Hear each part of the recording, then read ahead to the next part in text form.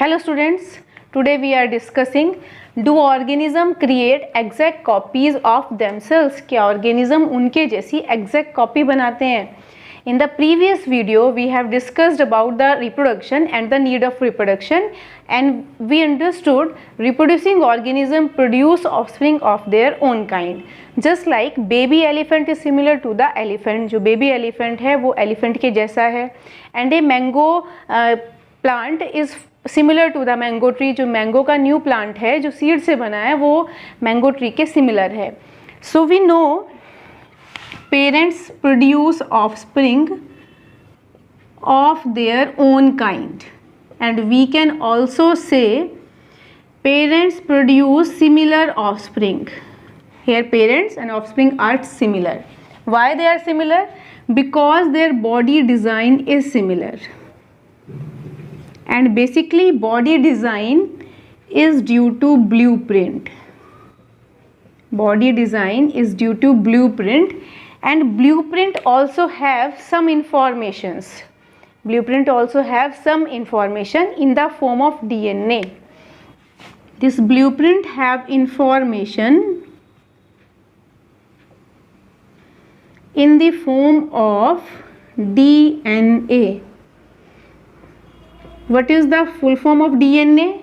DNA is the deoxyribonucleic acid.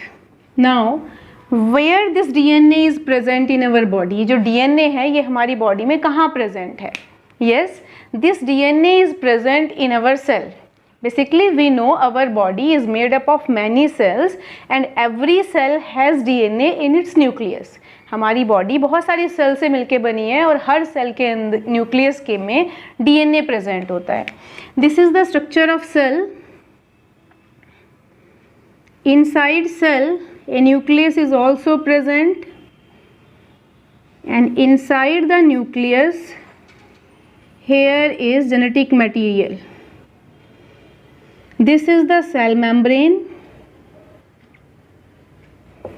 Outside this is the cytoplasm. Here is the nucleus, and inside nucleus is DNA present. We know DNA is the genetic material, or DNA is the heredity material. Because क्यों बोल रहे हैं हम DNA को heredity material? Because ये blueprint है हमारी body का. ब्लूप्रिंट के अंदर जो इन्फॉर्मेशन है वो डीएनए में है, और यहाँ सिमिलर होने की वजह से ये वाला डीएनए यहाँ ट्रांसफर हुआ है. इसलिए DNA is the heredity material that have blueprint of all body structure and function. ये जो डीएनए है ये एक हेरिडिटी मटेरियल है जिसके पास सारा ब्लूप्रिंट है हमारी बॉडी के स्ट्रक्चर और फंक्शन का. Now this DNA, how this DNA affect our body structure and function. कि जो डीएनए हमारी बॉडी की सेल में प्रेजेंट है ये कैसे हमारी बॉडी के स्ट्रक्चर और फंक्शन को अफेक्ट कर रहा है. So we know a biochemical reaction present in the nucleus. हम एक रिएक्शन पढ़ रहे हैं जो न्यूक्लियस में प्रेजेंट है. This is the DNA. DNA transfer its information to messenger RNA. DNA के पास जो भी इंफॉर्मेशन है वो किसको ट्रांसफर कर रहा है? मैसेंजर आरएनए को. और इस प्रोसेस को हम ट्रांसक्रिप्शन बोलते हैं. नाउ अब इंफॉर्मेशन यहाँ से कहाँ ट्रांसफर हुई? मैसेंजर आरएनए के पास. Now this messenger RNA form protein. जो भी मैसेंजर आरएनए के पास इंफॉर्मेशन है उसके अकॉर्डिंग ये प्रोटीन बनाएगा, and this is also known as translation. और इस प्रोसेस को यहाँ मैसेंजर आरएनए से प्रोटीन बनाने के प्रोसेस को हम क्या बोल रहे हैं? ट्रांसलेशन. एंड दिस प्रोटीन में बी, ये जो प्रोटीन है ये हमारी बॉडी में एंजाइम बनाता है, हार्मोन बनाता है, एंटीबॉडी बनाता है, एंटीबॉडीज, मसल्स बनाता है, एंड हीमोग्लोबिन बनाता है। हीमोग्लोबिन में भी जो ग्लोबिन पार्ट है वो प्रोटीन का बना है। It means etcetera, it means this information which is transferred from DNA, जो इंफॉर्मेशन डीएनए से मैसेंजर आरएनए पे गई और वहाँ से प्रोटीन पे गई, वो हमारी बॉडी के अंदर एंजाइम बनाते हैं, हार्मोन बनाते हैं, एंटीबॉडीज़ बनाते हैं, मसल्स और हीमोग्लोबिन बनाते हैं, और बहुत सारे इस टाइप के हमारी बॉडी की फॉर्मेशन में हेल्प करते हैं।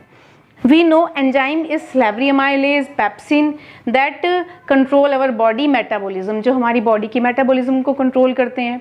If that enzyme is not formed, अगर salivary amylase, pepsin नहीं बनेगा तो डाइजेशन में इफेक्ट करेगा। Just like hormone, hormone is the growth hormone, एक हार्मोन ग्रोथ हार्मोन है, जो प्रोड्यूस नहीं होगा तो ग्रोथ इफेक्ट करेगी।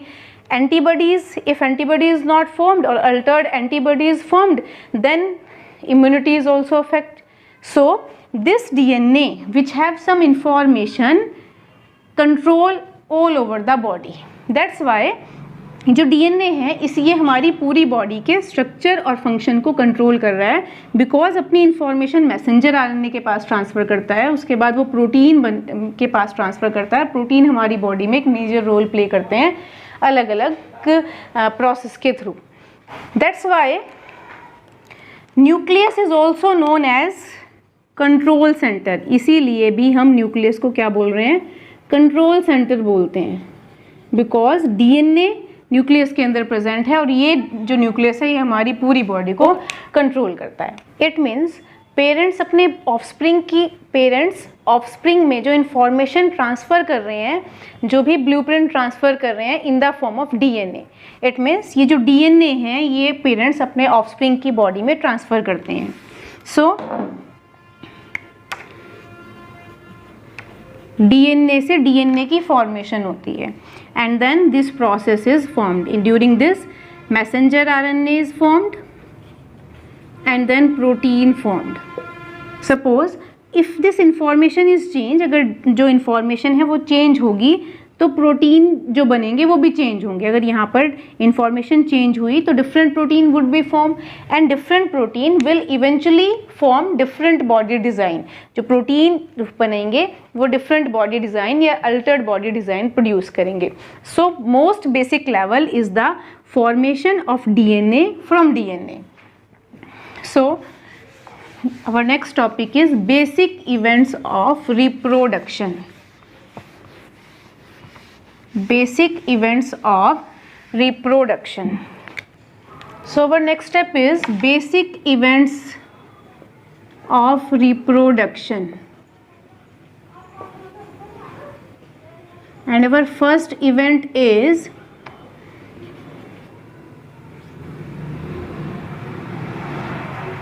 DNA copying, or we can also say DNA replication and creation of new DNA copy.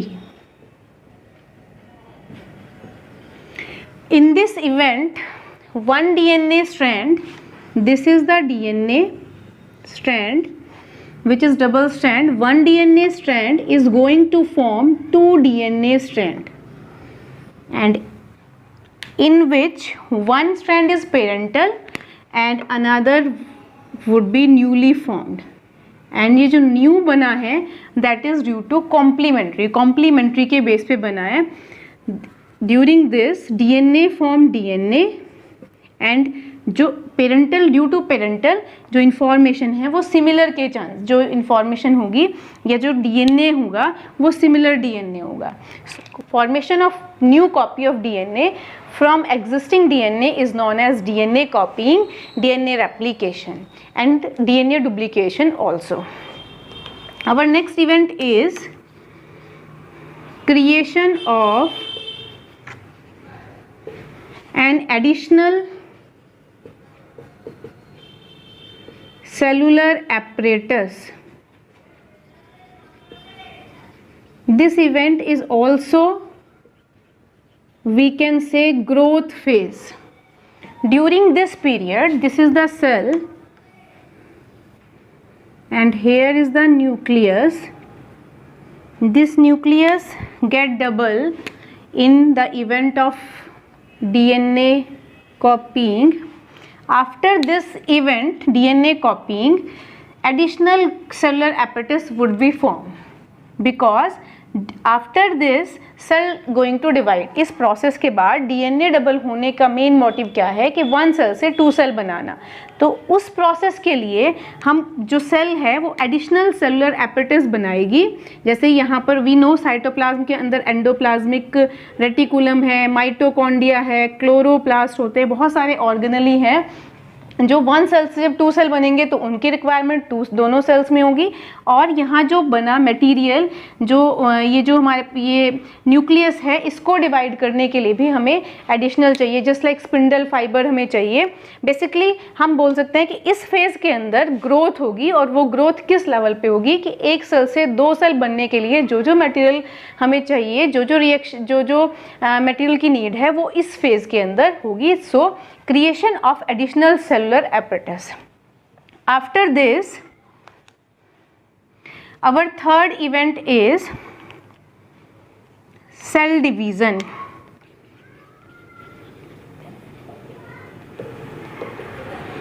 During this cell division, 1 cell, 2 cells are formed from 1 cell. In this division, in this event, 1 cell is going to form 2 cells. एक cell से 2 sales बनेंगी और ये जो process है ये 2 phases में complete होगा. So these 2 phases are karyokinesis and cytokinesis. So our third step is the cell division. In this event 1 cell is going to form 2 cell. एक सेल 2 सेल बना देगी. And this event occur by 2 phases. One is karyokinesis. Karyo means nucleus and kinesis means division. Means जब cell 1 cell से 2 cell की formation होगी तो पहले nucleus divide होगा. This is 1 cell in which nucleus is present.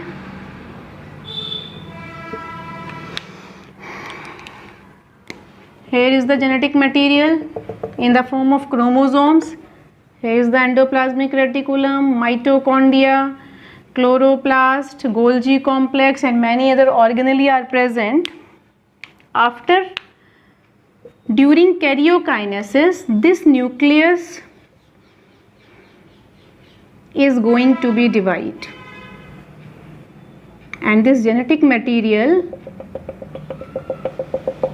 is get separated.